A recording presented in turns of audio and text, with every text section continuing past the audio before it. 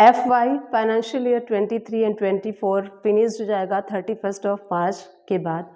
उससे पहले जब भी ईयर क्लोज होता है तो at the end of the year हम अपने बुक्स को फाइनलाइज करते हैं। एडजस्टमेंट एंट्री के थ्रू हम बैलेंस शीट प्रिपेयर करते हैं। बैलेंस शीट प्रिपेयर करने से पहले हमें काफ़ी सारी एंट्रीज करनी होती हैं, जिसके थ्रू हम अपने अकाउंटिंग को मेंटेन करते हैं एंड एडजस्टमेंट एंट्री के थ्रू हम अपने अकाउंट को फाइनल करते हैं।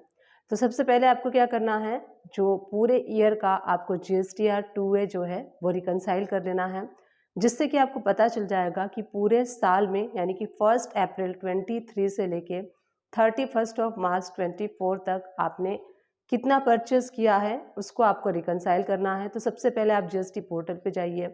GSTR 2A का रिपोर्ट्स आपको डाउनलोड कर लेना है, और ये रिपोर्ट्स आपको कैसे डाउनलोड करना है इससे रिलेटेड मैंने वीडियोस अपलोड किए हैं, तो आप जाके सर्च कर सकते हैं गूगल में या फिर यूट्यूब में, how to download GSTR 2A reports by Suman education hub. इस तरीके से रिपोर्ट्स आप डाउनलोड कर लेंगे। तो GSTR 2B रिपोर्ट्स आप GST के पोर्टल से डाउनलोड कर लीजिए। पूरे ईयर का आप डाउनलोड कर लीजिए, मंथ वाइज डाउनलोड कर लीजिए, और आपको इसको क्रॉस चेक करना है अपने टैली प्राइम में कि आपने जो भी आपके मंथ पे, जैसे सपोज कीजिए कि अप्रैल मंथ में 30 इनवाइसेस आपके पोर्टल पे शो हो रहे हैं GSTR 2B में, तो 30 इनवाइसेस आपके टैली में अप्रैल मंथ में हैं या फिर नहीं है। इस तरीके से मंथ वाइज भी आप रिकन्सिलेशन कर सकते हैं। अगर आप चाहें तो क्वार्टर वाइज रिकन्सिलेशन कर सकते हैं, आप चाहें तो पूरे साल का एक साथ पेस्ट कर लीजिए। आपको GST पोर्टल से एक्सपोर्ट कर लेना है, और एक्सपोर्ट करने के बाद आप पेस्ट करते जाइए, और एक ही एक्सेल शीट में सारा आपके पास GSTR 2B का रिपोर्ट्स आ जाएगा। वहाँ से आप टैली प्राइम में क्रॉस चेक कर लीजिए।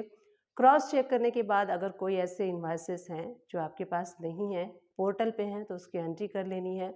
अगर आपने उसका GST क्लेम नहीं किया है तो क्लेम भी कर सकते हैं।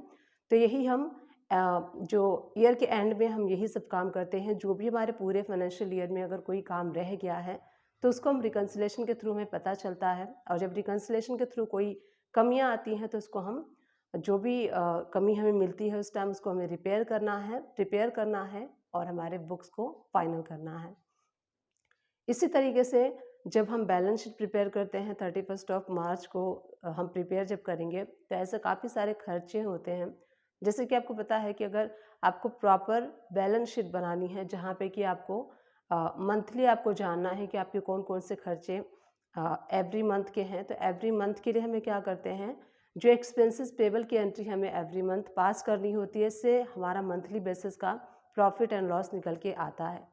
तो इसीलिए 31 मार्च को, यानी कि जो मार्च में खर्चे होने वाले हैं वो आप पे करेंगे अप्रैल में, बट आपको बुक करना होगा मार्च में। तो काफ़ी सारे एक्सपेंसेस होते हैं, जैसे कि आपका GST पेबल हो गया, सैलरी पेबल हो गया, और जैसे छोटे छोटे जो भी आपके खर्चे होते हैं, इलेक्ट्रिसिटी पेबल हो गया, कोई फ़ोन का एक्सपेंसेस तो फ़ोन एक्सपेंसेस पे हो गया, अगर आपने कोई लीगल एंड प्रोफेशनल सर्विस लिया है तो उसकी भी एंट्री।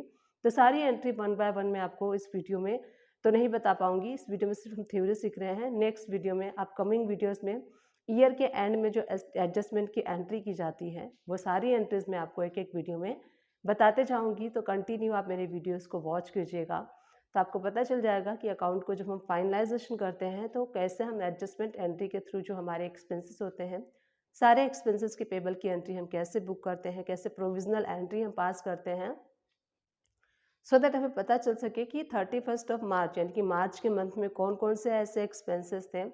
तो हम सारे एक्सपेंसेस को बुक करेंगे, और जब न्यू ईयर स्टार्ट होगा तो न्यू ईयर में जो जो भी हमने एक्सपेंसेस बुक किए हैं, न्यू ईयर में हम उसके पेमेंट की एंट्री कर देंगे। तो इस तरीके से आपको रिकन्सिलेशन कर लेना है अपने सारे वर्क को।